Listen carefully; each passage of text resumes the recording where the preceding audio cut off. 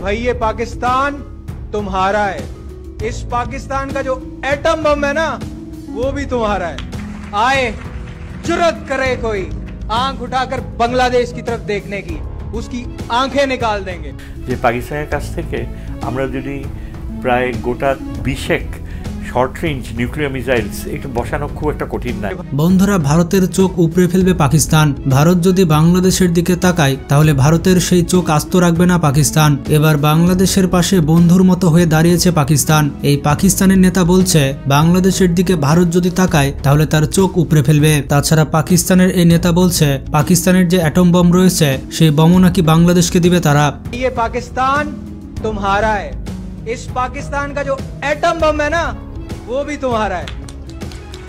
তার বক্তব্যে বোঝা যাচ্ছে বাংলাদেশ পাকিস্তান ভাই ভাই, আর সেখানে দাদাবাবুদের ঠাঁই নাই। বাংলাদেশকে নিয়ে ভারতের মিডিয়াগুলো লাগাতার গুজব ছড়িয়ে যাচ্ছে, আর সেটা কাল হয়ে দাঁড়িয়েছে দুই দেশের পারস্পরিক সম্পর্কে। সম্প্রতি ভারত বাংলাদেশ সম্পর্ক নিয়ে এক টকশোতে কথা বলেছেন অধ্যাপক শহীদুজ্জামান। ভারতের বাড়াবাড়ি থামানোর জন্য বাংলাদেশকে পাকিস্তানের সাথে জোট করার পরামর্শ দিয়েছেন তিনি বলেন পাকিস্তান থেকে আমরা 20 থেকে 30টা শর্ট রেঞ্জের নিউক্লিয়ার মিসাইল কিনতে পারি, আর সেই মিসাইলগুলো ভারতের দিকে তাক করে রাখতে পারি। যে পাকিস্তানের কাছ থেকে আমরা যদি প্রায় গোটা 20 শর্ট রেঞ্জ নিউক্লিয়ার মিসাইলস এটা বসানো খুব একটা কঠিন নয়। তিনি আরও বলেন ভারত যখন শুনেছে আমরা পাকিস্তানের সাথে আলোচনা করছি তখন থেকে তারা রীতিমতো নড়ে চড়ে বসেছে। ভারত কখনো পাকিস্তানকে আক্রমণ করার সাহস পায়নি, কিন্তু পাকিস্তান বলে দিয়েছে ভারতকে যদি আমাদের 1 ইঞ্চি জমি তুমি নাও আমরা আণবিক অস্ত্র প্রথমে ব্যবহার করব। তিনি বলেন বাংলাদেশের কোস্টাল লাইন ভারত নিয়ন্ত্রণ করছে, আমরা চাইলেও তারা আমাদেরকে বের হতে দিবে না। আমাদের 2টা সাবমেরিন তারা কোস্ট এরিয়া থেকে বের হতে দেয় না। এছাড়া তিনি বলেন আমরা আন্তর্জাতিক রাজনীতিতে নেমেছি, আমাদের সোয়াচ অফ নো গ্রাউন্ডের মতো প্লেস আছে। আমরা এখানে চায়নার নেভিকে অপারেট করতে দিতে পারি। তারা এখানে তাদের সাবমেরিন রাখবে এবং 6 মাস ও 1 বছর এখানে রেখে তারা এক্সপেরিমেন্ট করবে। আমরা যদি পাকিস্তান আর চায়নার এই সুযোগগুলো কাজে লাগাতে পারি তাহলে ভারতের আচরণে এমনি সম্মান বেড়ে যাবে। তখন নরেন্দ্র মোদী ডক্টর ইউনুসকে এসে ভাই ভাই করবে। নরেন্দ্র মোদী তখন বলবে তুম তো হেভি ড্রাইভার হো ভাই। আমি দু একটা মিডিয়ার সংবাদ পড়ে মনে হচ্ছে যে ওরা খালি কান্না করতে বাকি রাখছে, যে কেন আমরা ভয় দেখায় ভয় পায় না কেন। এদিকে বাংলাদেশ ও ভারতের চলমান অস্থিরতার মধ্যে পাকিস্তানের এক নেতার পুরনো ভিডিও ভাইরাল হয়। সোশ্যাল মিডিয়াতে তার এই ভিডিওটি ঘুরপাক খাচ্ছে। এটি ভারতের গণমাধ্যমে ব্যাপকভাবে প্রচার করা হচ্ছে। এই ভিডিওতে সেই নেতা বলে বাংলাদেশের ভাইদেরকে বলছে পাকিস্তানের পরমাণু বোমা তোমাদের, কেউ যদি তোমাদের দিকে চোখ দিয়ে তাকায় তাহলে সেই চোখ উপড়ে ফেলা হবে, কেউ যদি তোমাদের উপরে হাত তুলে তার হাত ভেঙে দেওয়া হবে। जुर्रत करे कोई आंख उठाकर बांग्लादेश की तरफ देखने की, उसकी आंखें निकाल देंगे। आए कोई हाथ उठाए और बांग्लादेश की तरफ हाथ उठाने की कोशिश करे, उसका बाजू तोड़ देंगे हम इंशाल्लाह अल्लाह के फजल करम से। তিনি আরো বলেন আমরা আজ আমাদের বাঙালি ভাইদের জবাব দিচ্ছি, কারো সাহস থাকলে চোখ উঠে দেখুক। এমনকি পাকিস্তানে দাঁড়িয়ে তিনি বাংলাদেশের স্লোগান দেন।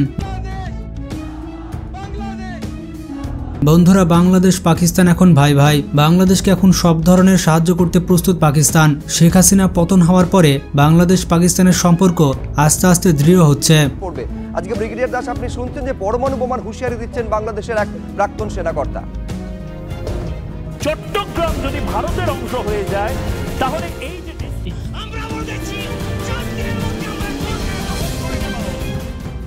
এমনকি ডক্টর মোহাম্মদ ইউনুস পাকিস্তানের সাথে বেশ কয়েকটি চুক্তিও করেছেন। চলুন এই বিষয়ে আপনাদের কিছু তথ্য দিই। ভারতের বিপক্ষে লড়াই করার জন্য সব ধরনের অস্ত্র সহযোগিতা এবং সব ধরনের সামরিক সহায়তা দিবে পাকিস্তান। বাংলাদেশের ঘনিষ্ঠ সামরিক বন্ধু হতে যাচ্ছে পাকিস্তান। বিষয়টি বাংলাদেশের জাতীয় নিরাপত্তার স্বার্থে গেম চেঞ্জার ভূমিকা পালন করবে। গত 17 বছর শেখ হাসিনা সরকার ভারতের ফর্মুলায় দেশ পরিচালনা করেছে, ফলে পাকিস্তানের সাথে সামরিক, রাজনৈতিক এবং কূটনৈতিক সম্পর্ক বাংলাদেশের নেই বললেই চলে। অথচ অতীতে বাংলাদেশের সামরিক বাহিনীর সাথে পাকিস্তানের সামরিক বাহিনীর অনেক মিল ছিল। বিশেষ করে বাংলাদেশ সেনাবাহিনীর সাথে পাকিস্তানের সেনাবাহিনীর বহুমুখী সম্পর্ক ছিল। তবে নতুন করে সম্পর্ক বুনতে শুরু করেছে বাংলাদেশের অন্তর্বর্তী সরকার। পাকিস্তান থেকে একের পর এক জাহাজ বাংলাদেশে ঢুকছে এবং সে সকল জাহাজে রয়েছে বাংলাদেশের নিত্য প্রয়োজনীয় দ্রব্য। বিপরীতে পাকিস্তানের পক্ষ থেকে গঠন করা হয়েছে উচ্চ পর্যায়ের কমিটি, কেননা বাংলাদেশ পাকিস্তান পাকিস্তানের সম্পর্ক ঘনিষ্ঠ হলে অত্যন্ত চাপে থাকবে ভারত, যা উভয় দেশের নিরাপত্তাকে শক্তিশালী করবে। মনে রাখতে হবে, যে যত ভারত বিদ্বেষী সে তত দেশপ্রেমিক, আর যে যত দেশপ্রেমিক সে তত ভারত বিদ্বেষী।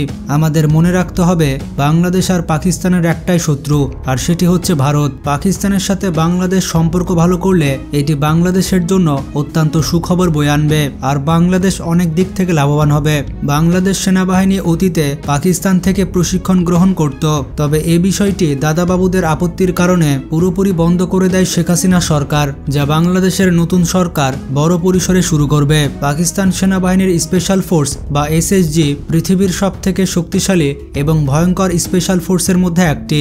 বিশেষ করে ভারতীয় সেনাবাহিনীর বিরুদ্ধে লড়াই করার তাদের দীর্ঘ অভিজ্ঞতা রয়েছে, ফলে বাংলাদেশ সেনাবাহিনী তাদের সিলেবাস অনুযায়ী যদি প্রশিক্ষণ গ্রহণ করে তা ভারতীয় সেনাবাহিনীর বিরুদ্ধে অত্যন্ত কার্যকর হবে।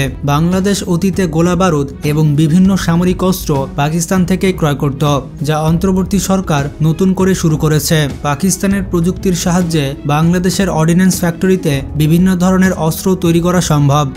বাংলাদেশে নিযুক্ত পাকিস্তানের রাষ্ট্রদূত জানিয়েছে, বাংলাদেশকে তারা সকল ধরনের সাহায্য করতে আগ্রহী, তাই এখন থেকে পাকিস্তানে বিনা ভিসাতে যেতে পারবে বাংলাদেশের মানুষ। ফলে উভয় দেশের সামরিক সম্পর্কের পাশাপাশি রাজনৈতিক সম্পর্ক ঘনিষ্ঠ হবে।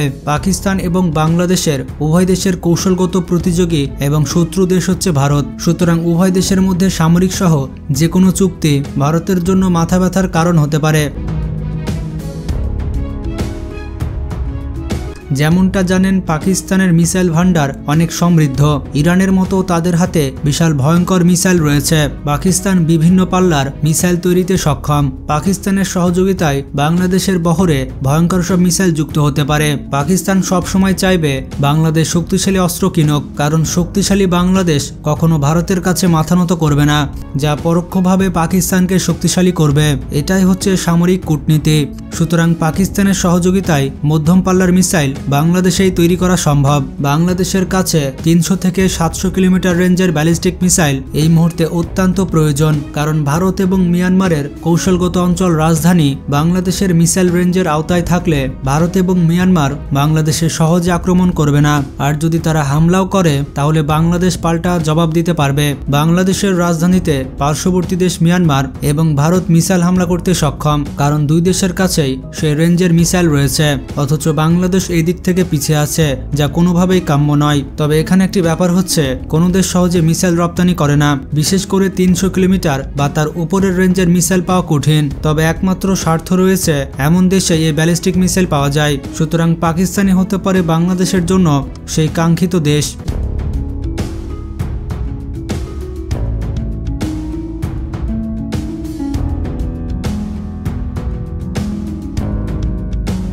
পাকিস্তানের বিমান বাহিনী বেশ শক্তিশালী, একই সঙ্গে তাদের নৌবাহিনীর অবস্থান দিন দিন শক্তিশালী হচ্ছে। সেক্ষেত্রে পাকিস্তানি বিমান বাহিনীর দক্ষতাকে কাজে লাগাতে পারে বাংলাদেশের বিমান বাহিনী। পাকিস্তান দীর্ঘ কয়েক দশক থেকে F-16 যুদ্ধবিমান অপারেট করে। দেশটির পাইলটরা ভারতের বিরুদ্ধে যুদ্ধ করে বারবার সফলতা পেয়েছে। সুতরাং সম্ভবত বাংলাদেশ বিমান বাহিনী F-16 যুদ্ধবিমান ক্রয় করবে। সুতরাং পাকিস্তানের সহযোগিতা নিলে ভারতের বিরুদ্ধে বড় ধরনের সুবিধা পাওয়া সম্ভব।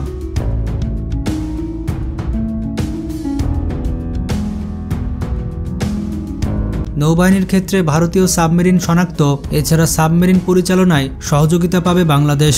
ভারতের সব রকমের সাবমেরিন শনাক্ত করতে পেরেছে পাকিস্তানের নৌবাহিনী। এটি অত্যন্ত গুরুত্বপূর্ণ একটি সামরিক বিদ্যা, কারণ একবার কোনো একটা মডেলের সাবমেরিন শনাক্ত হলে তা দ্বিতীয়বার সহজে শনাক্ত করা যায়, কারণ সাবমেরিনের প্যাটার্ন সম্পর্কে ধারণা পেলে সেটি শনাক্ত করা অত্যন্ত সহজ। সুতরাং ভারতীয় সাবমেরিন পাকিস্তান কিভাবে শনাক্ত করেছে এবং কী ধরনের প্যাটার্ন রয়েছে তার তথ্য সরবরাহ করলে বাংলাদেশের জলসীমায় ভারতের সাবমেরিন অনুপ্রবেশ করতে পারবে না। বাংলাদেশ নৌবাহিনীর সাবমেরিন পরিচালনার দক্ষতা খুবই কম। বিপরীতে পাকিস্তানের নৌবাহিনী 50 বছরের বেশি সময় ধরে সাবমেরিন অপারেট করে আসছে। ভারতের বিপক্ষে পাকিস্তানি নৌবাহিনীর অভিজ্ঞতাকে কাজে লাগাতে পারবে বাংলাদেশ। পাকিস্তানের সামরিক সেক্টর এতটাই সমৃদ্ধ, যার অসংখ্য সেক্টরের সুবিধা বাংলাদেশের সামরিক বাহিনী নিতে পারবে। একইভাবে বাংলাদেশ থেকে সুবিধা পাবে পাকিস্তানের সামরিক বাহিনী। আরও গুরুত্বপূর্ণ সামরিক দিক হচ্ছে দুই দেশের মধ্যে নিরাপত্তা চুক্তি স্বাক্ষর করা। বাংলাদেশের উপরে পারমাণবিক হামলা হলে সেই দেশে পারমাণবিক হামলা চালাবে পাকিস্তান, এমন একটি চুক্তি হলে পারমাণবিক সুরক্ষা পাবে বাংলাদেশ। গোয়েন্দা রিপোর্ট অনুযায়ী পাকিস্তানের সাথে এ ধরনের চুক্তি রয়েছে আরব বিশ্বের কয়েকটি দেশের, বিশেষ করে সৌদি আরব, আরব আমিরাত এবং কাতার দেশ অন্যতম। একইভাবে যুক্তরাষ্ট্রের সাথে চুক্তিতে রয়েছে দক্ষিণ কোরিয়া এবং জাপান। সুতরাং এই সুযোগ কাজে লাগাতে পারবে বাংলাদেশ। তাছাড়া সব থেকে গুরুত্বপূর্ণ সুরক্ষা চুক্তি স্বাক্ষর করা। এই চুক্তির আওতাধীন পাকিস্তান আক্রান্ত হলে তাকে সমর্থন করবে বাংলাদেশ সামরিক বাহিনী। একই সঙ্গে বাংলাদেশে আক্রমণ করলে বাংলাদেশকে সহযোগিতা করবে পাকিস্তানের সামরিক বাহিনী। বাংলাদেশের অবস্থান থেকে এই চুক্তি অত্যন্ত প্রয়োজনীয়। তবে চুক্তির বিষয়ে সতর্ক থাকতে হবে, কারণ পাকিস্তান যে কোনো দেশের সাথে যুদ্ধে জড়িয়ে পড়তে পারে, যা বাংলাদেশকেও যুদ্ধে লিপ্ত করবে। এক্ষেত্রে প্রথমে আক্রান্ত হলে তখনই কেবলমাত্র উভয় দেশ একে অপরকে সাহায্য করবে। তবে এটি একমাত্র হবে ভারত আক্রমণ করলে, অন্যথায় নয়। এই ধরনের চুক্তি পৃথিবীর অসংখ্য দেশের রয়েছে। এর মধ্যে অন্যতম হচ্ছে রাশিয়া, আর্মেনিয়া, বেলারুশ এবং মধ্য এশিয়ার দেশগুলো। এছাড়া ইউরোপীয় দেশগুলো সহ বিভিন্ন দেশে এ ধরনের চুক্তি রয়েছে। পাকিস্তানের সাথে এ ধরনের চুক্তি থাকলে ভারত বাংলাদেশে আক্রমণ করার আগে হাজারবার ভাববে, কারণ একই সঙ্গে দুই ফ্রন্টে যুদ্ধ করতে হবে ভারতকে। আর এরকম ভাবে আক্রমণ করা রীতিমতো দুঃস্বপ্ন। এক্ষেত্রে বাংলাদেশের গোয়েন্দা সংস্থা অনেক দুর্বল। বাংলাদেশের গোয়েন্দা সংস্থার উচিত পাকিস্তানের গোয়েন্দা সংস্থা থেকে প্রশিক্ষণ গ্রহণ করা এবং তাদের নীতি অনুসরণ করা। তো যাই হোক, পাকিস্তান বাংলাদেশের বন্ধু হলে বাংলাদেশ কত উপকার লাভ করবে তা তো আপনারা দেখতে পেলেন। তো ভিডিওটি ভালো লাগলে একটি লাইক দিতে পারেন আর শেয়ার করে বন্ধু বান্ধব এবং আত্মীয় স্বজনদের জানিয়ে দিন। ভালো থাকবেন, আল্লাহ হাফেজ।